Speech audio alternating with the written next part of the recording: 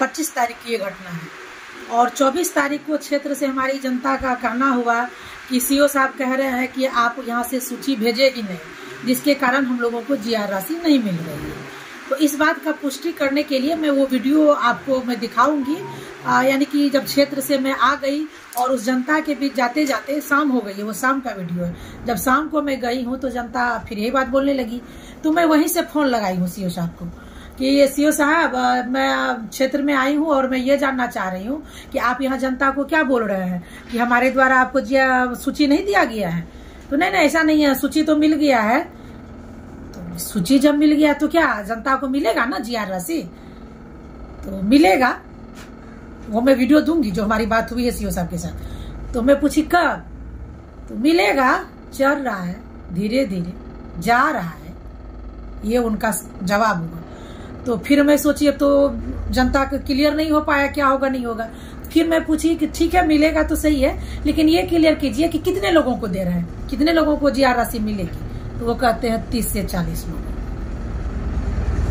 तो अब तो फिर मैं समझ में नहीं आया 30-40 लोगों को किस हिसाब से, जबकि शुरू से जान रहे हैं कि सीओ साहब खुद आए, उनका कर्मचारी आया, मेरे द्वारा, वार्ड के द्वारा, वाइस चेयरमैन के द्वारा, सबके द्वारा मुआयना किया गया, सबके द्वारा लिस्ट तैयार करके दिया गया।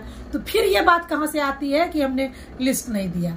इस बात को लेके मैं जनता को फिर उसके सुबह होके कि जाके आप लोग खुद के लिए, वहां से तो मैं नहीं बता सकूंगी, मैं अपने कार्यालय में थी, वहां पे जब ये भीड़ इकट्ठा हुआ तो सारा भीड़ मुझे गया कहने के लिए कि आप चलिए, आप हम लोगों के लिए बात रखिए, आप हमारे जनप्रतिनिधि हैं, हमारी बात को आप नहीं रखेंगे तो कौन रखेगा।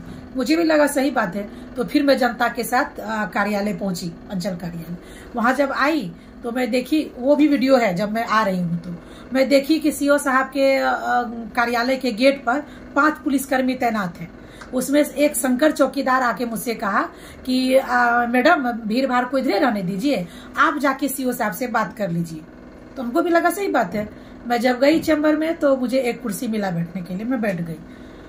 और ये सर्किल ऑफिसर की बदतमीजी कहें या जो कहें, इसकी देख लीजिए, ये मुझसे नहीं पूछे हाँ मैडम कहाँ आए हैं, क्या बात है, और ये ताव देखे एकदम बाहर निकल गए। जब बाहर निकल गए तो ये जनता से खुद रूबरू हो गए, तो जनता के साथ इनका बात होने लगा। आप देख सकते हैं, जो कि हर न्यूज में मेरा फोटो भी आ रहा है कि मैं सीओ के बगल में खड़ी हूँ। मैं जब पीछे से उसके चैम्बर से निकली तो मैं भी उनके बगल में खड़ी हो गई। जनता के साथ उनकी बातचीत हो रही थी जीआर राशि को लेके, जो भी हुआ। फिर बात आ गई भोजन पे कि भोजन भी हम लोगों को नहीं मिला। तब ये कहने लगे कैसे कैसे नहीं मिला। तब फिर मुझे बोलना पड़ा। मैं बोली कि भोजन भी 3 दिन ही बना और सारा अनाज रातों रात गायब हो गया। आप देख सकते हैं। तो उसपे सीओ मुझे उंगली दिखा के कह रहा है कि आप चुप रहिए, आप मत बोलिए, आपको बोलने के लिए कौन कह रहा है। मैं जनप्रतिनिधि, मैं नहीं बोलूंगी तो कौन बोलेगा। ये तो कहीं ना कहीं तो हमारी आवाज को बंद करके आप ये साबित करना चाह रहे हैं कि जनता चुप हो जाओ, और हम जैसे महिला जनप्रतिनिधि को चुप करा के ये सोच रहे हैं कि तमाम विधानसभा की जनप्रतिनिधि चुप हो जाए। और ये कहीं ना कहीं डर का माहौल ये बनाना चाह रहे थे कि अगर हम महिला जनप्रतिनिधि पे इस तरह का एफआईआर दर्ज करते हैं तो तुम पुरुष जनप्रतिनिधि क्या हो। ये इन लोगों की सोची समझी चाल थी कि इस महिला को फंसा दो, एफआईआर दर्ज कर दो, इसके बाद सबका मुंह बंद हो जाएगा। और ये जीआर राशि के एवज में जो पैसे की उगाही हुई है, देखिए ऐसे हम लोग सुन रहे हैं कि 2000 राशि वसूली जा रही है, कोई बड़ी बात नहीं लग रही है। लेकिन हमने जितने लोगों का अभी तक शिकायत आया है, हमें पूरी की बात नहीं कर रही हूँ, मैं उतनी की बात कर रही हूँ जितने लोगों का मेरे पास शिकायत आया है। उस राशि का जब मैं काउंटिंग की हूँ तो 2 करोड़ से ऊपर की राशि अभी तक में उगाही हो चुकी है। यदि 2 करोड़ की राशि उगाही होती है तो ये अकेले सर्कल ऑफिसर का ये पावर नहीं हो सकता है। इसमें कहीं ना कहीं अच्छे अच्छे लोगों की मिली भगत है।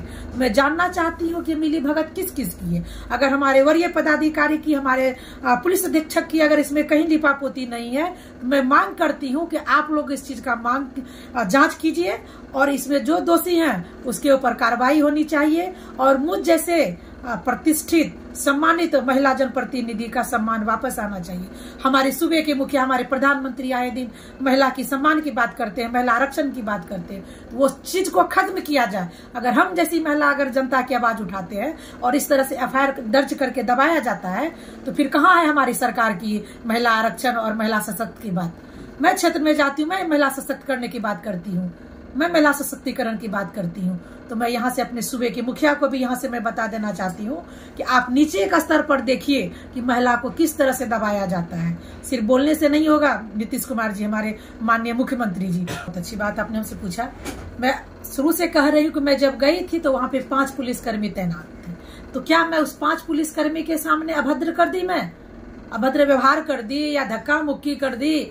तो मैं ये जानना चाहती हूँ, तो वो पुलिसकर्मी क्या तमाशा देख रहे थे कि ताली बजा रहे थे या मजा ले रहे थे?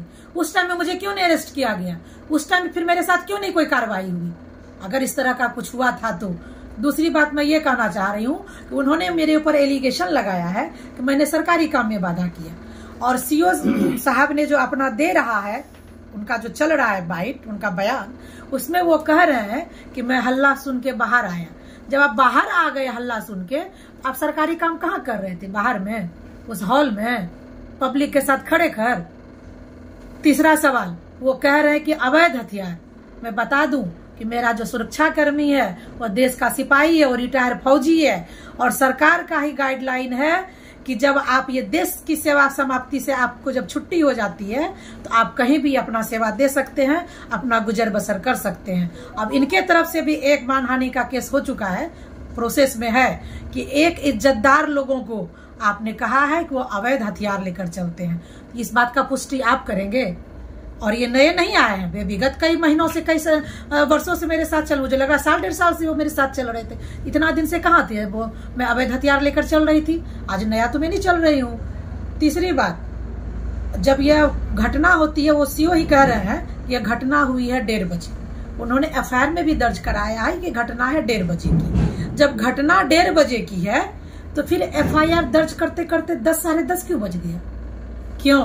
कहीं कहीं कांटेक्ट हो रहा था, साजिश रची जा रही थी, बयानबाजी हो रही थी, पुख्ता सबूत इकट्ठा किया जा रहा था कि किस किस को फंसाया जाए।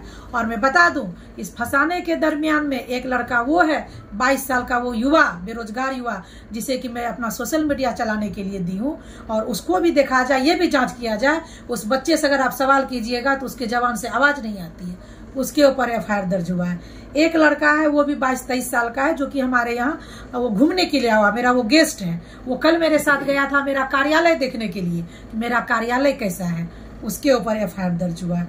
एक मैं बताती हूँ, मोहम्मद तस्लीम, वो नगर निगम का स्टाफ है, वो कचरा का गाड़ी ढोता है, और वो जब कचरा ढो के वो जब गाड़ी लगाने के लिए गया था, वो देखा कि मेरे ही समाज के लोग ब्लॉक में हैं, तो उसको लगा शायद राशि मिल रही है, इसलिए वो भी आया हुआ था। 5 दिन पहले हमने आगाज भरा है कि मैं भी चुनाव लड़ूंगी, मैं अपने आप को विधायक प्रत्याशी घोषित की हूँ। तो कहीं न कहीं मैं तो कल तक सबका मान सम्मान बचा के चल रही थी, लेकिन अब लग रहा है कि नहीं, अब बोलना पड़ेगा। कहीं न कहीं हमारे माननीय विधायक, क्योंकि उस दिन जब वो हंगामा हुआ तो मुझे मालूम चला कि सीओ कह रहे हैं कि विधायक मेरे साथ है, मेरा कौन क्या कर लेगा।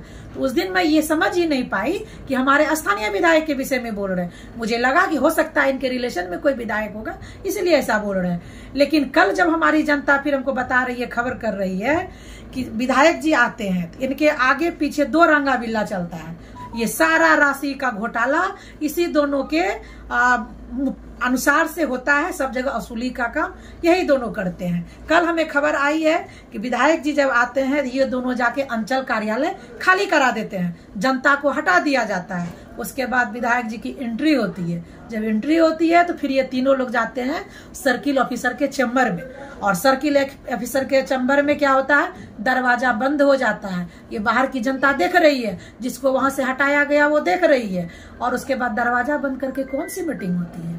हमने तो आज तक कभी नहीं सुना कि जब कोई जनप्रतिनिधि आता है तो सर्किल ऑफिसर का चैम्बर बंद हो जाता है। ये कहाँ की राजनीति है, कौन सी रणनीति है? मैं मांग करती हूँ अपने जिलाधिकारी से, मैं मांग करती हूँ अपने पुलिस अधीक्षक से कि इस पे कानूनी कार्रवाई हो और सर्च जांच हो, ताकि मुझ जैसी सम्मानित महिला को मान सम्मान मिले और मेरा खोया हुआ सम्मान वापस हो।